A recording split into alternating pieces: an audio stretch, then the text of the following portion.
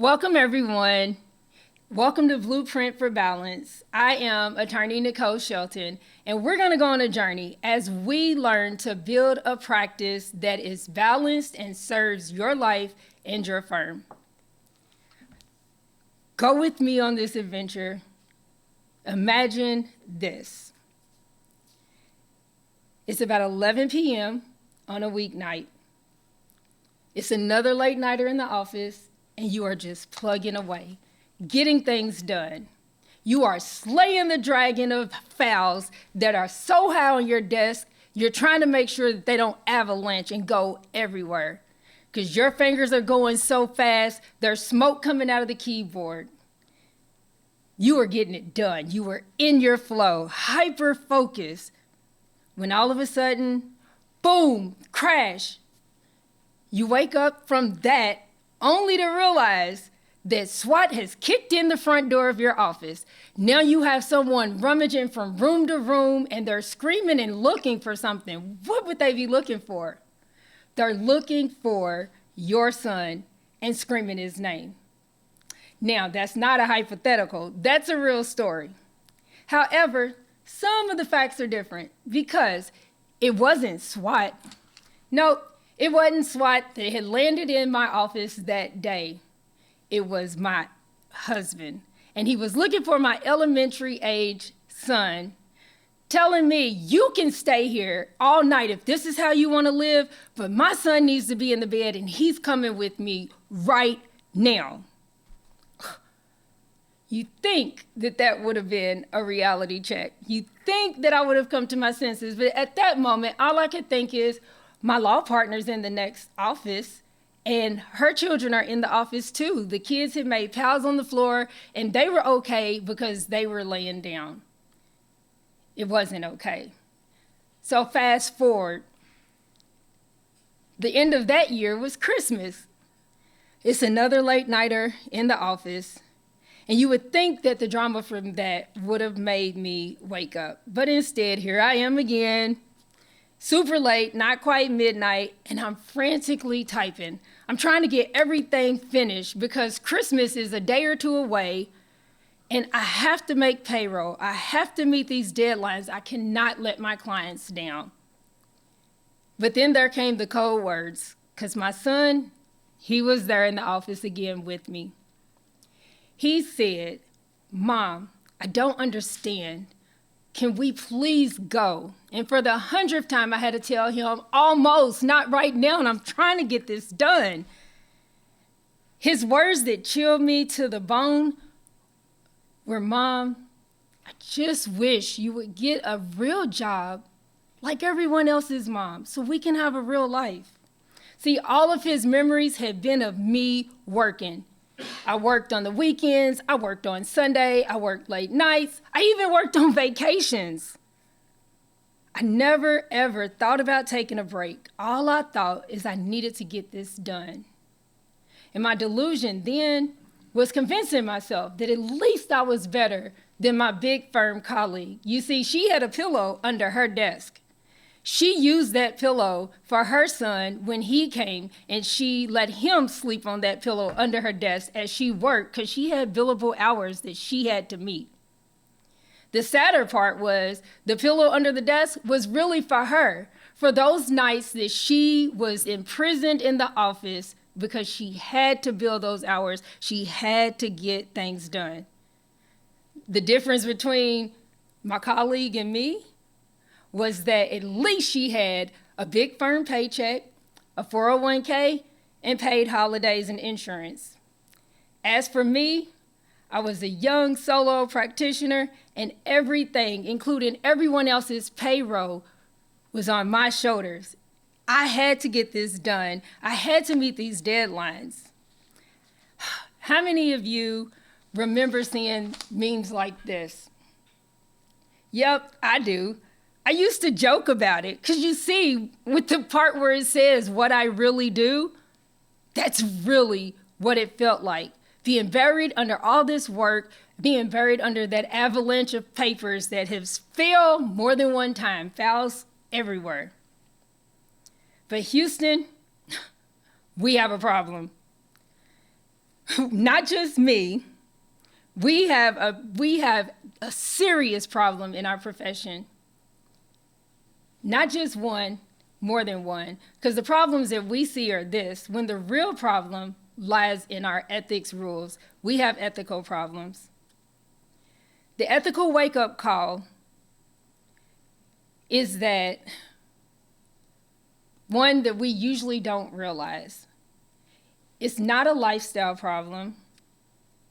It's not a marriage problem. It's not a parenting problem. It's not a health problem. It's all of those, and it's the ethics problem. Under bar rules, an exhausted and overwhelmed lawyer isn't just a tired lawyer. Nope. We are at risk. We're at risk of being incompetent. We are at risk of being negligent. And we are at risk of failing to communicate with our clients effectively, which effectively means that we're failing our clients and we're failing ourselves. And it's just plain failing as an attorney if this is the lifestyle that we have. And the data, it should terrify you. It terrifies me. 50% of mid and senior level attorneys report that they are just plain burnt out. 71% wrestle with anxiety and other issues. Depression, 36% say that they have depression, and those are the ones that just reported. What about the ones that are suffering in silence? I know many who are. 60%, according to September 2024 Bloomberg studies, says that attorneys have witnessed their colleagues practicing while impaired from either being worn out and exhausted, stress, or substance abuse issues. And we're not even going to talk about suicide rates, because I personally was affected by one of my mentors early in my practice, wonderful woman who committed suicide. 40% of attorneys say they consider leaving the practice of law within the last 3 years. These statistics should be a gut punch. And the real cost is that this should really capture our attention. Big firms that have attorneys, if they lose an attorney, they lose $200,000 to $500,000 for each attorney that walks out the door. But for solo practicing attorneys or for small and medium-sized firms, it means even more. It means losing your years of hard work, your investment, everything that you built. And for many of us, our dreams. Our clients lose their continuity when we leave, and our profession is bleeding the talent that it so desperately needs. And again, why is this an ethics issue? Well, I can say what the bar may not say, because, I'm Nicole Shelton, that's what I do. A burned out attorney violates their ethical duties, and it matters. We worked way too hard to get our bar license, to go through law school, and to do all the things we accomplished. Competence requires that we have the mental and the emotional capacity to do the job. True diligence comes from sustainability, and communication suffers when you're only running on fumes. So, this is the meme that's been portrayed, and we've created a profession that measures billable hours, hard work, and long days. Those are all of the rewards. Those are the marks that we try to meet. But all are unsustainable, and they're all unrealistic. And they all equate to suffering. It's almost like we are in some version of Survivor, legal edition, and that the immunity challenge is who can work the longest and the hardest hours without crying or collapsing, whichever one comes first. But I say, this is what our meme should look like. There is a better way. This is what being a balanced lawyer looks like with all of the benefits. And dear friend, I am here to tell you that a better way exists. I was blessed to never have to get a ethics complaint because I was exhausted, I was tired and incompetent because I wasn't doing the things that we're going to talk about today. Instead, I know firsthand that a balanced business, a balanced law practice, it is possible. And I'm going to show you, and we're going to get there. Let me tell you another story.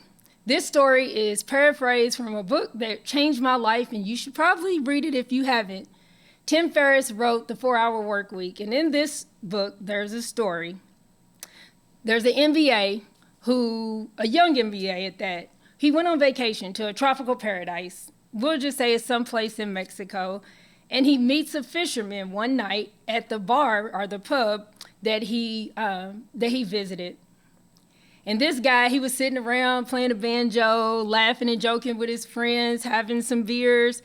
And so the MBA came up to him and, made small talk. Hey, I'm on vacation by myself. I'm trying to learn the culture. Like, what is it that you do?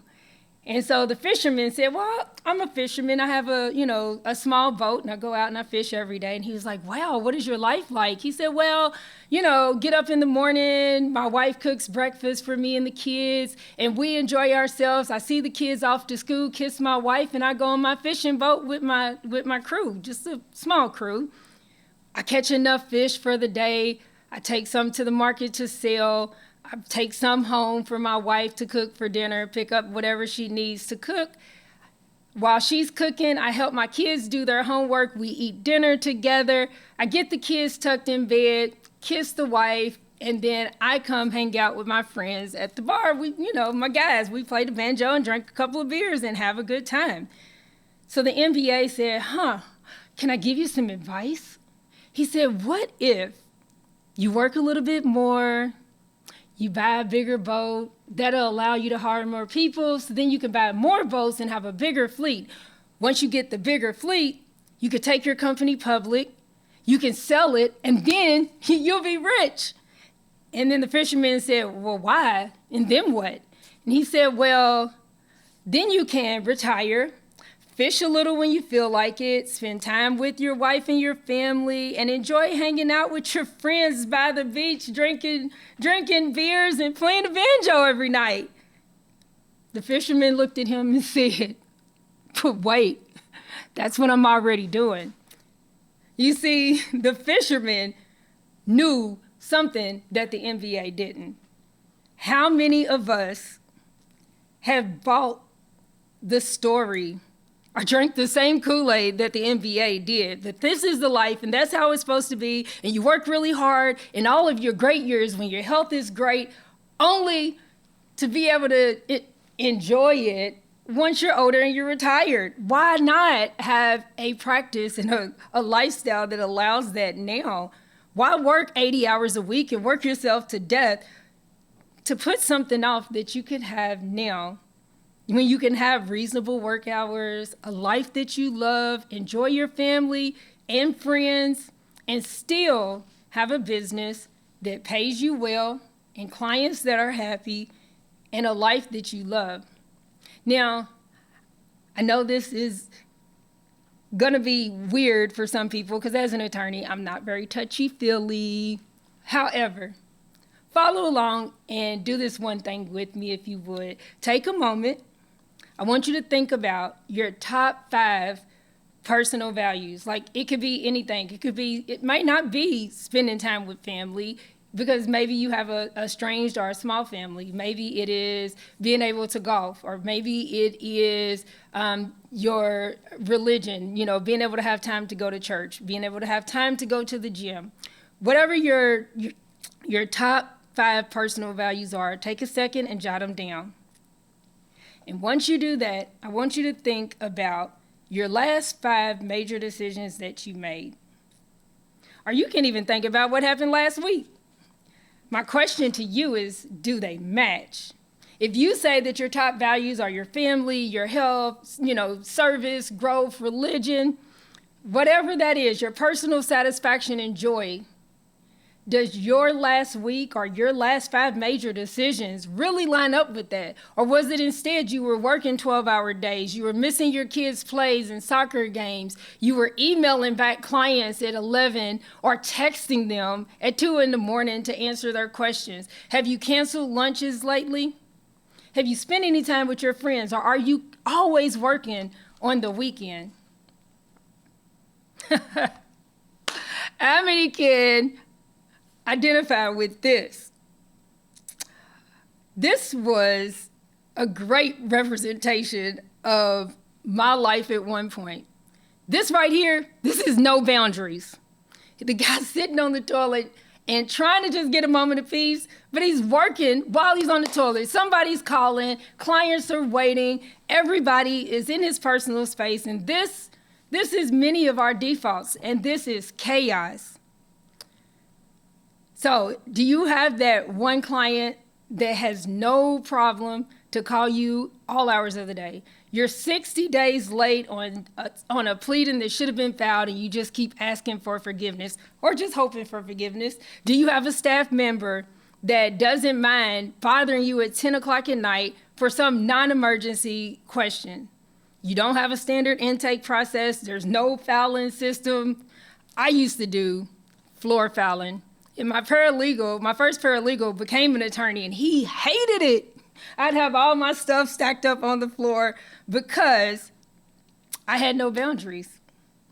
I was the one that probably, this is what it looked like.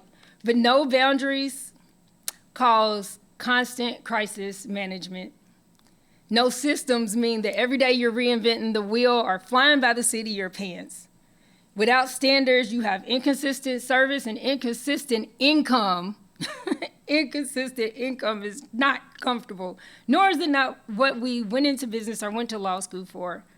And no planning means that you're constantly reactive. There's no strategic movements, no strategy at all in your practice.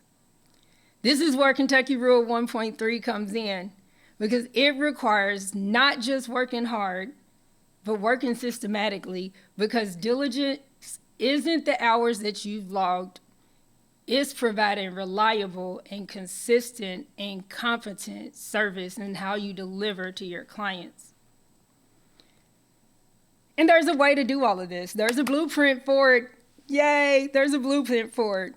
Because we can automate our routines that focus on the work that matters, because busyness isn't business. It isn't profitable. We can have standards over top of the chaos where there's clear expectations and protocols that everyone understands, from the person at the front desk, the person that answers the phone, to your clients and even yourself. And you can have strategy over scrambling, trying to figure things out. Intentional growth, not just accidental expansion. And then there's the sustainability over being a martyr. Longevity trumps short-term heroics. Now, when I first started practicing, I looked like the guy on the last slide. That was me. I gave my clients my home phone number, and I thought that meant I was more accessible and I was doing a better job. What it actually meant was that I was exhausted, I was resentful, and ironically, I was less effective for the clients that I was doing all of this for, the ones who truly needed my attention. And it caught up with me because one night, I almost missed the last moments of my dying best friend's life. All because I had no boundaries with my clients. And before you ask, no, this isn't a special episode of the practice. This is really what happened. I got a phone call at 10 o'clock at night, and all I thought is, no, I just weep one night. I don't want to talk to a client. I don't want to answer a stupid question for the person that's on my staff. And I turned off my phone, and this would date me. I turned off my house phone. You know, the one that had the answer machine that you hear doop, and you can hear the message. I put everything on silent because I didn't want another phone call. I woke up the next morning, and I got ready to go about my day. I hit the button on the voicemail. The calls that were coming through weren't clients. Nope. My first best friend was on her deathbed. The same best friend who I had went to all of her treatments, and being in practice and being in business for myself allowed me to go to every chemo treatment, everything that she needed, and be there for her. But this night, I almost missed her last breaths. So that message said, you need to come to the hospital right now. The rest of the family is here. The doctors have said that she's gonna take her last breath like pretty soon. And so I felt like crap. I had turned my voicemail off. I rushed to the hospital, I get there, and the last few seconds of her life, I got to experience just me and her in the room. I told her I loved her, and I was sorry I had missed the call. And I believe to this day that she stayed alive so I could come and she could have her final goodbye. The machine started all going crazy. Everybody rushed in the room. We held hands as she took her last breath right after that. And I almost missed it because I didn't have boundaries, and I didn't set boundaries in my practice or my personal life, which means professionally I was unprofessional and I was unethical. So the realization was that my lack of boundaries in that moment nearly cost me something that was irreplaceable. And that was the reality check that I needed, because boundaries are beautiful. Boundaries are false moves. More importantly, they are essential if you are going to have an ethical law practice. You know what I always say? I have a bunch of mantras and acronyms. And so one thing that I always say is self-care. Self-care is not selfish. Self-care is strategic. And under the Kentucky rules, you don't have to be available 24/7. But you do have to be competent, diligent, and represent your clients well. Because an exhausted lawyer cannot be any of those. Now, some of the things that have helped me with boundaries are this: having scripts, because it's easy to revert back and do what you've always done. Because it's comfortable, it's easy, it's traditional. This is what we've been taught to do, and this is how the profession has told us that practicing law is supposed to work.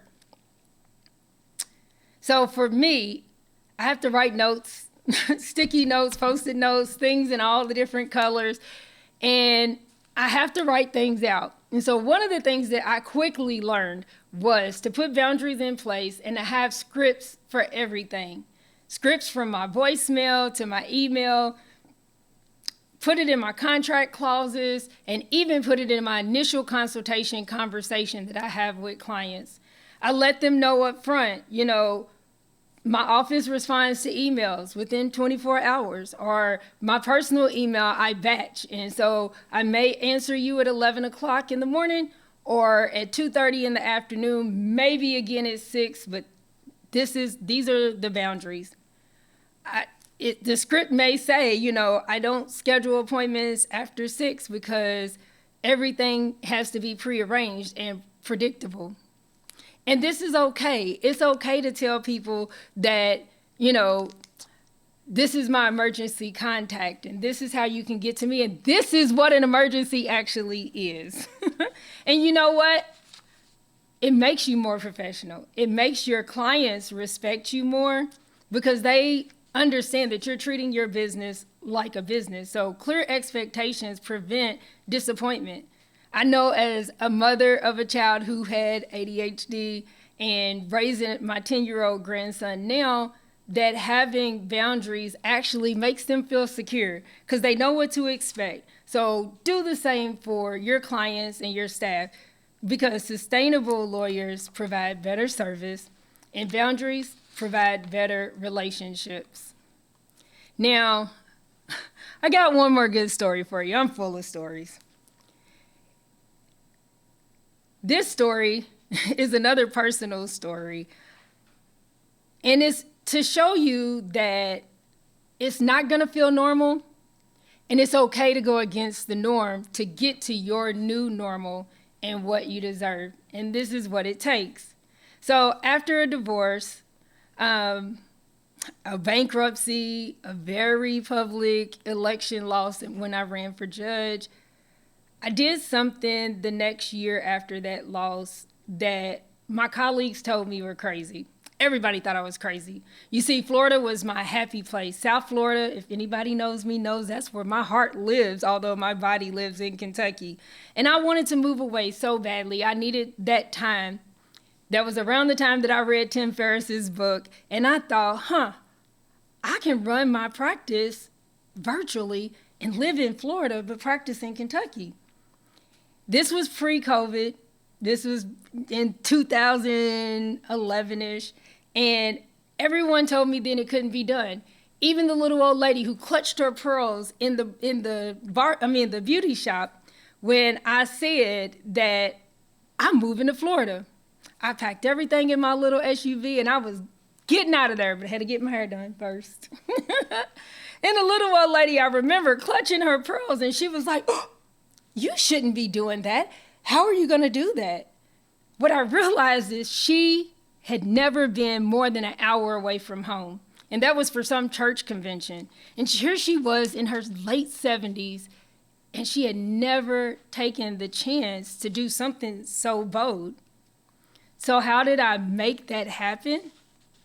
Boundaries. You see, then I was told by everybody that a virtual practice, that's blasphemy. That's not how we do it. But then after COVID, virtual practice became a necessity. Now, virtual practice is normal. And most people, matter of fact, desire that once they've had a taste of it and got to see that it works. But I got to see that it worked long before then because I didn't ask for permission, and you don't have to either. Now, how did I get around all of the client demands and all of that? Boundaries and strategies. How many of you can identify right now with having the high maintenance client that demands 24/7 service? Do you cave in? Do you call them back or reply to their midnight text messages? Do you take the opportunity to draft your availability script in advance that you can already use, hit the button, and they get it? Do you cry in the car, or do you do all of the above? Most of the attorneys I know don't choose the right answer. So I want you to learn to choose the right answer. And to be able to do that, we have to know what we're looking at, because things that get measured get managed. So with that, we have to learn how to measure what it is. We got to learn what it is we want, which that was the 5 things that I asked you to write down, your values. But then we have to be able to measure those in our practice. And so instead of the traditional metrics that we usually measure our success and our productivity by, like the billable hours and how much revenue we're generating, or how many new clients that we brought in and closed, how much of our accounts our accounts receivable actually get received and paid, or like me, how many cups of caffeine have you taken? Those are all how we usually would measure success, even unconsciously. But instead, why not look at transformational metrics? That is what got me the ability to live in Florida and work in Kentucky for that year. And I can tell you, I was living like the guy in Mexico. I enjoyed waking up. I enjoyed going to sleep. My clients were happy. My trials were won. And my life was full of joy, peace, happiness, and health. And it was the same for my son, because by then I had built something that wasn't necessarily a normal job, but was one that fit my lifestyle. So what if we measured in how many family dinners that we had every week, or how many vacation days we actually took and didn't take work and do work with us? How many mornings we're excited to actually get up and go to the office, and how many days we don't have the scary Sundays. Now, the Sunday scaries are when it hits to Sunday night and you're just like, I can't do it. I can't go another week. I don't want to go to Motion Hour tomorrow. I can't do this. Wouldn't it be great if we could score how many of those we didn't have, and how many actual hours of sleep and rest that we really got? So in order to go beyond our billable hours, we gotta revamp everything, because if billable hours was a love language, at one point I would have been fluent. And divorce. Wait, I actually did get divorced, and that might have been part of the issue. That should tell us something about how using hours as our only success metric, and the other metrics on here that we used to have is not really measuring success, but it's keeping us from having the firm that we would love and the life that we deserve. So, 90 days from now, your goal should be similar to the following: that you leave office at a reasonable time, 5:36. For some, it might be 4. That you don't stay all night at the office, but instead you get a good night's sleep, that you're present for your family dinners, and that you're rested, and maybe you're excited for Monday mornings instead of having the Sunday scaries that you traded it for, and that you're living in your happy place, even if it's not Florida like mine was. All of this is happy. All of this is possible, but you're going to have to do some things to get there. These are just some of the strategies that work for me, and it comes from a compounding effect. It's not just setting the boundaries, but it's doing things, like I said, maybe email batching, where you do all of your emails at one time. You answer all of your calls at one time. You do all of your pleadings at one time. I know if you're litigating, it's hard to really schedule a standard schedule or skeletal schedule that can work around motion hours, especially if you're working multiple counties. But there is a way to do it. And so email batching is one. Having a window of time that you call people back is one. Putting on your voicemail a scripted message that says, if you call, we'll return your call in 24 hours, and really do it. Or I only answer calls or return calls that come in before 11, between 11 and 12, and all other calls get answered before 4:30, or after 4:30, sorry. But doing those things, along with maybe automating some of your life, can save you hours a day, and multiple hours a week, and eventually give you extra time to actually live your life. Now, one of the things that I talked about was using technology. And so, again, being able to block out your schedule and chunk your day helps. But the thing that helps make this possible for me is actually leaning into technology. Now, I remember when technology used to be scribes are drawing on I don't remember this part, but the stone tablets for some of you, to the big computers, to the desktop computers, to the laptop, to now having the phones that you can do everything on instantly, to be able to talk to Alexa or talk to Siri and have them remind me this, schedule that, do this.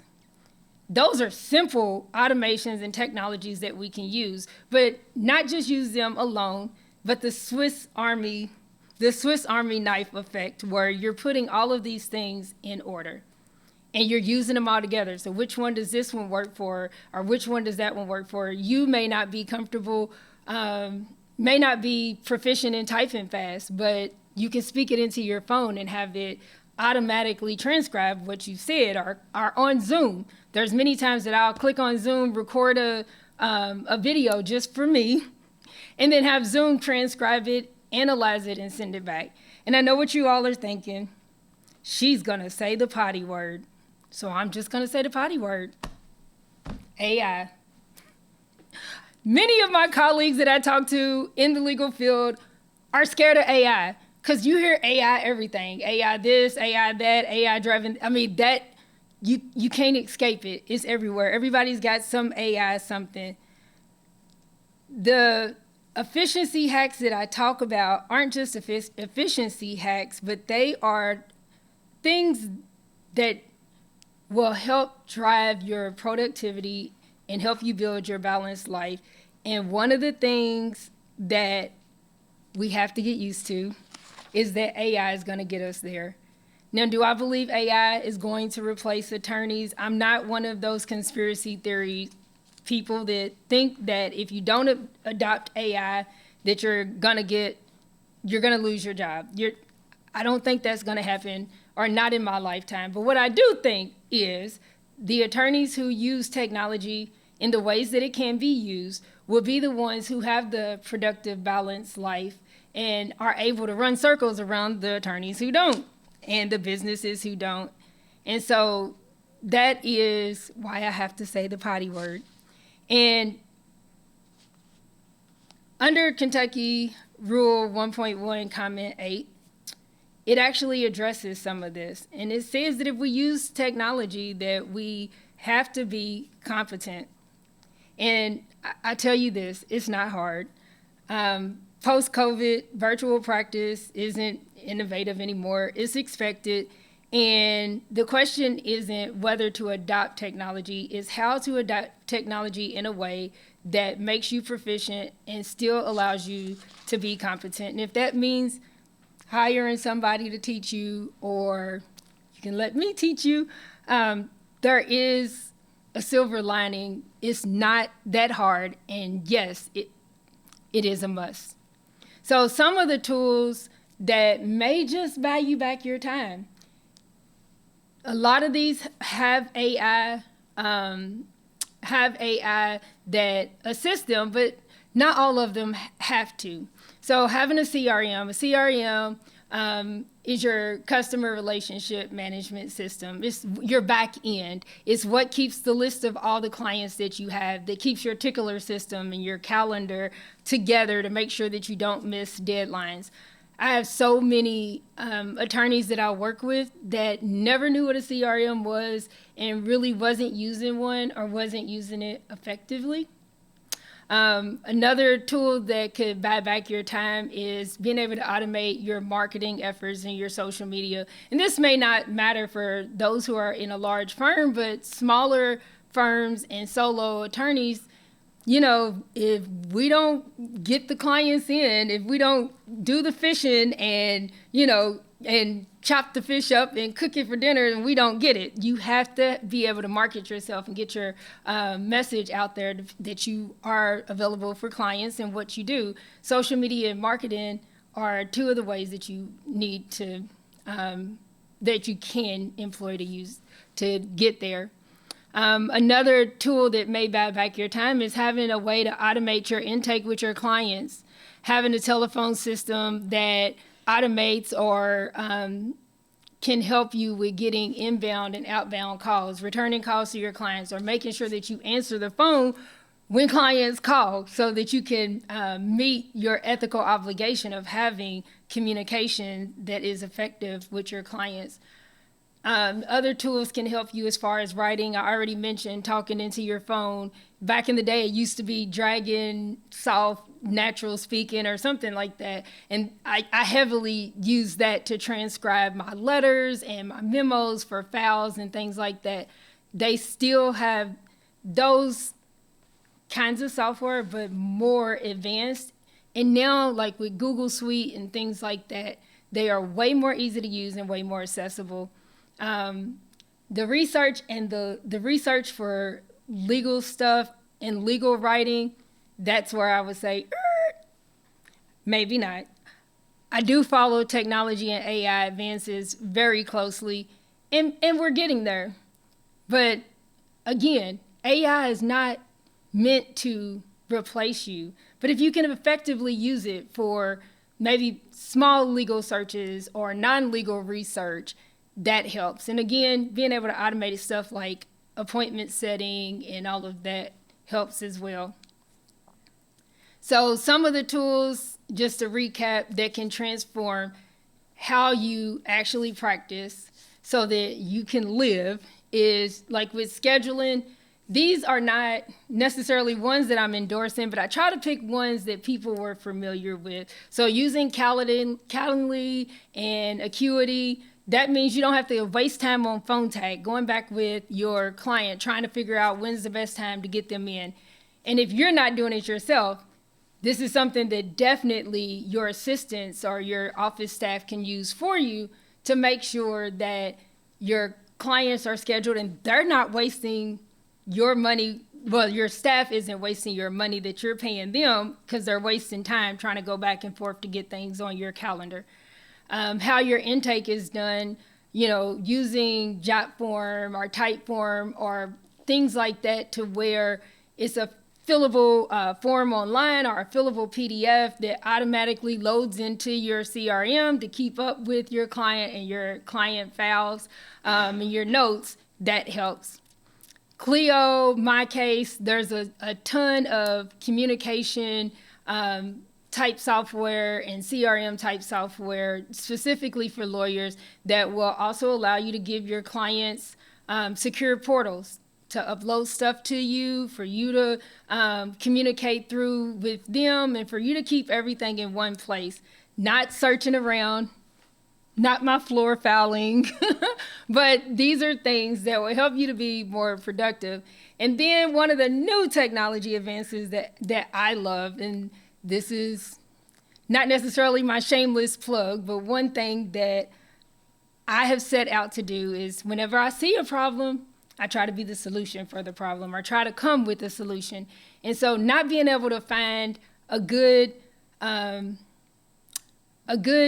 assistant that is 24/7.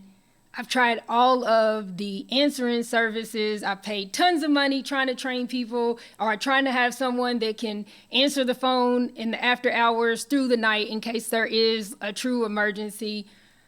And I wasn't able to find anything. So I created my own. So there are systems like Andy, the law phone assistant, which is an AI enabled assistant that's conversational. And so it can answer the calls for you, take all the information, load it into your CRM, get your client scheduled and all of that.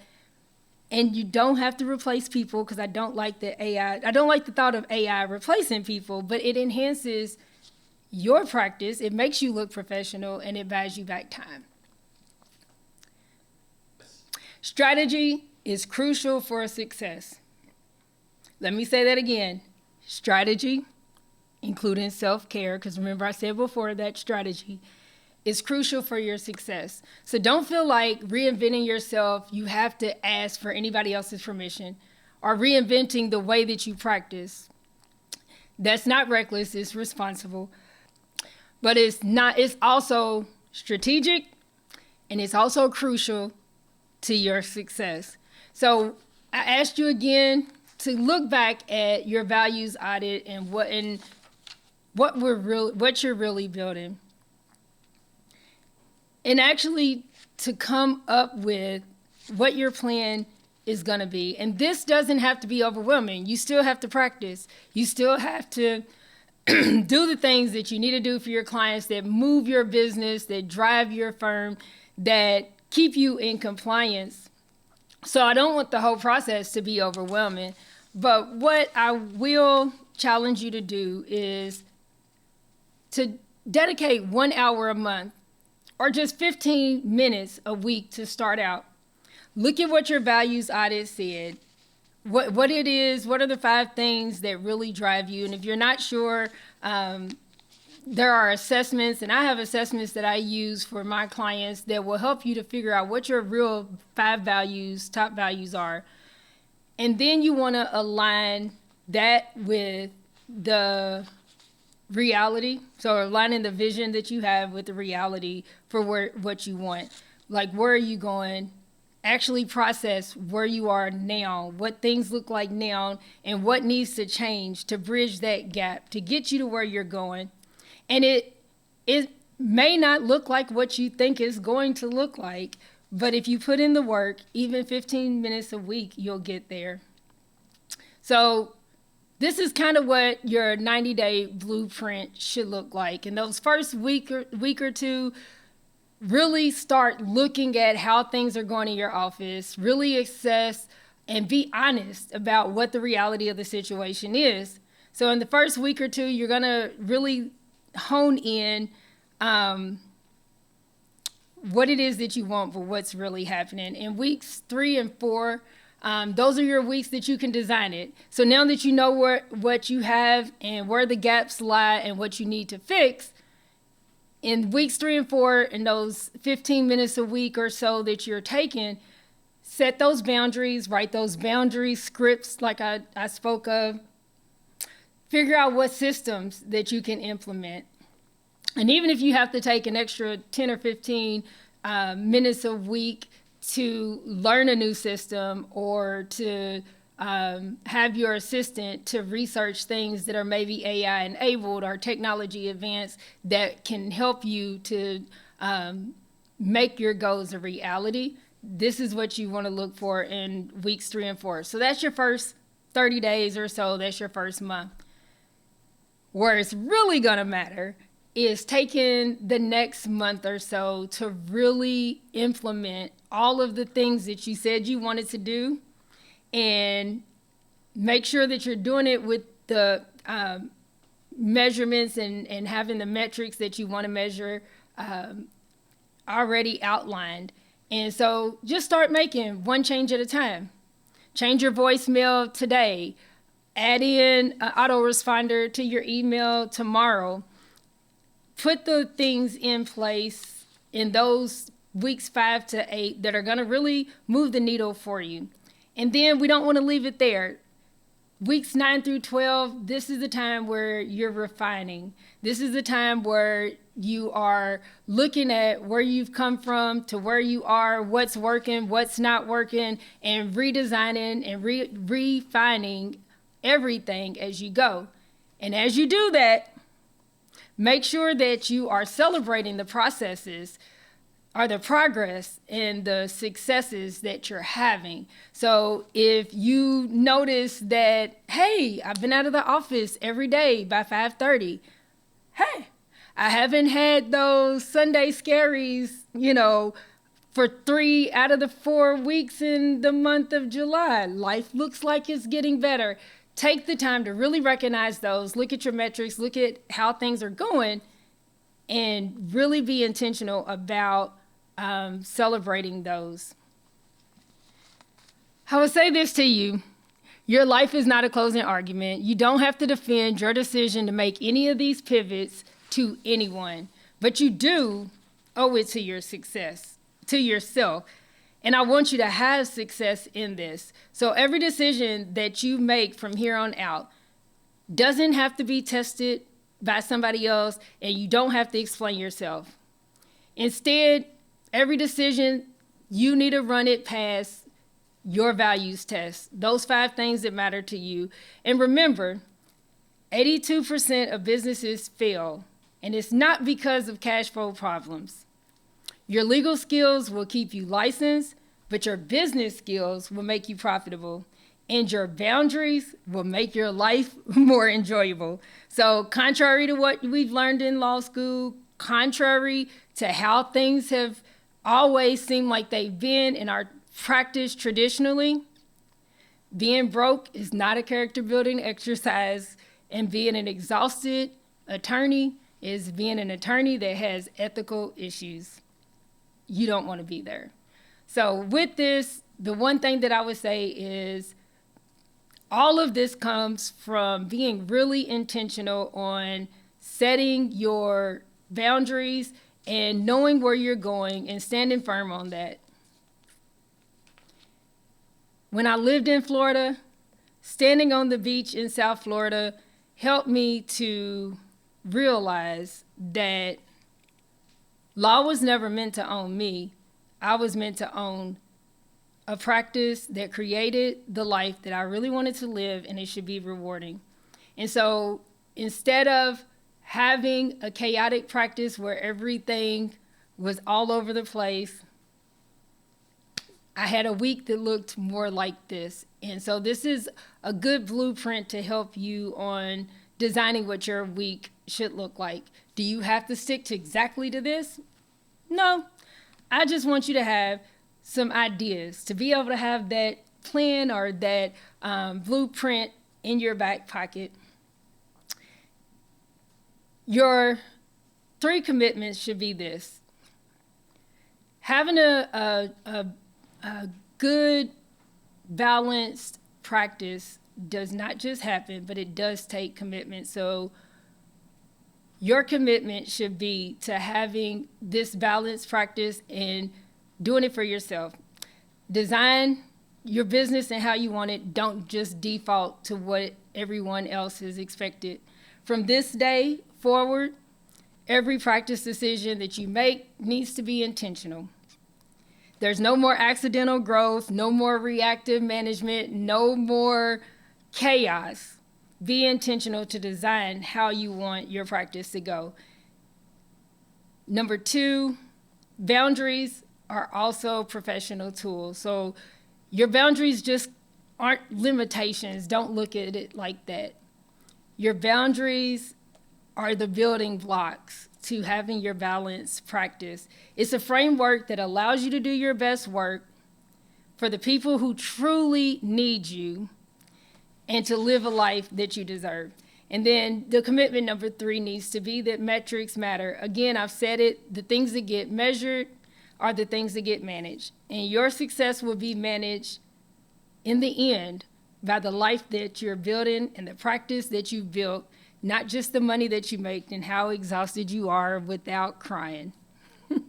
So my final challenge to you is to take in the things that you've discussed, to look at the written materials that I've supplied that come with this CLE and to really implement them. Because what you'll find out is with the balanced practice, you have clients that are satisfied and happy.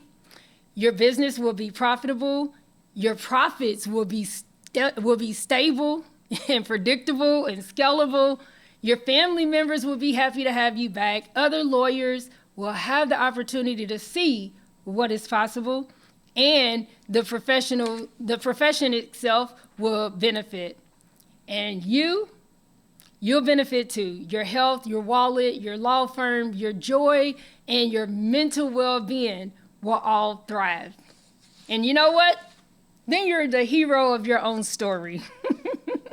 Then you've won, and you've won by your own standards because you put in the hard work to be intentional about building the practice and building the business that serves your life.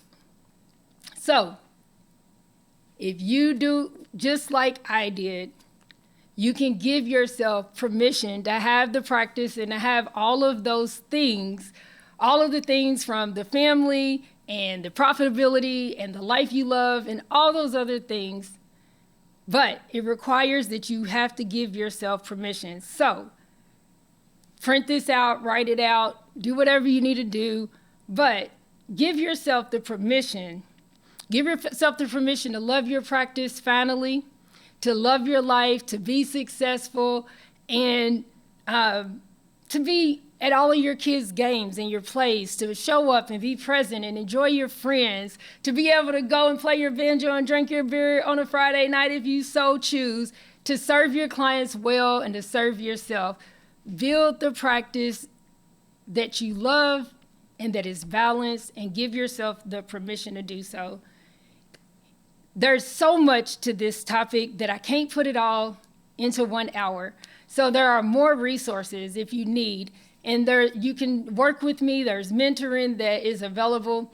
And I even put some special extra tools and information and some assessments and things like that on my website just for you. So you can go to kycle.secondchairlegal, and second is 2, the number 2, ND, chairlegal.com.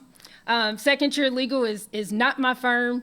It is another business that I've set up specifically to help attorneys like you who desire and deserve to have a balanced and profitable business. So that is all for today, and I thank you for allowing me to serve you in this way, and that you took the time to join me for this CLE and this wonderful journey.